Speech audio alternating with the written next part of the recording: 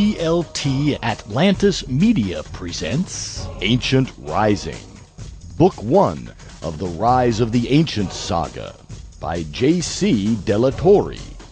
Read for you by Joe Bevilacqua. Chapter 1, Arise from the Angry Seas.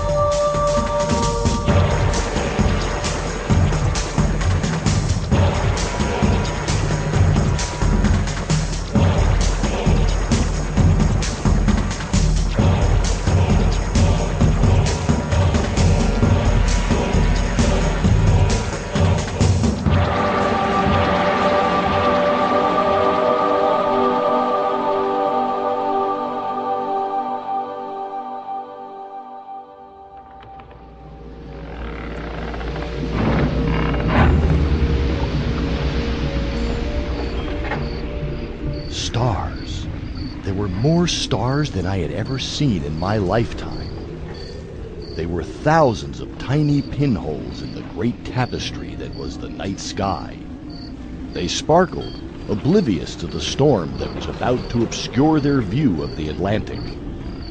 Around us, great walls of angry water crashed onto the prow of our vessel. The stench of seaweed and surf attacked my nostrils.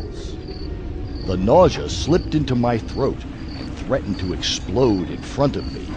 I was never one for the sea. The lost city of Atlantis lay in our wake.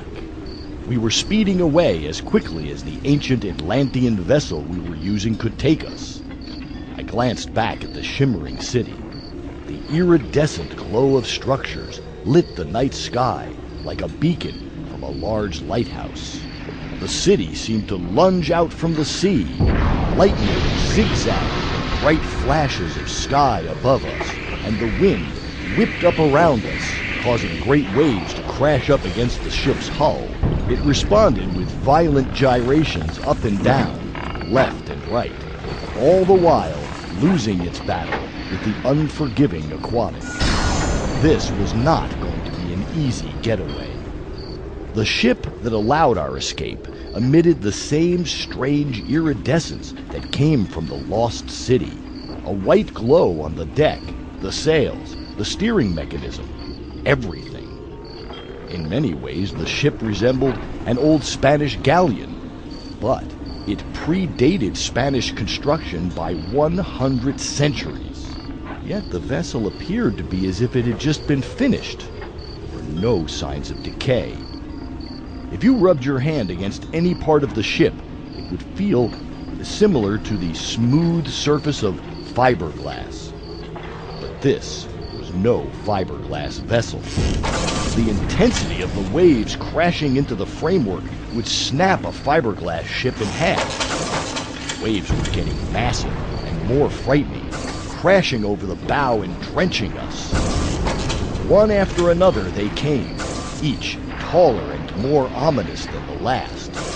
They began to appear like dark blue mountains, toppling toward us at breakneck speed, their white foam tops a rabid dog chasing its victim. The ship lurched violently, causing me to lose balance. I fell and slid along the deck until my feet slammed against the deck rail on the opposite side of where I had been standing. The sea soaked my clothing.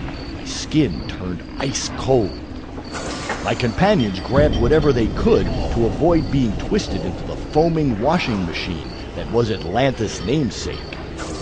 I couldn't help but wonder where we would go from here.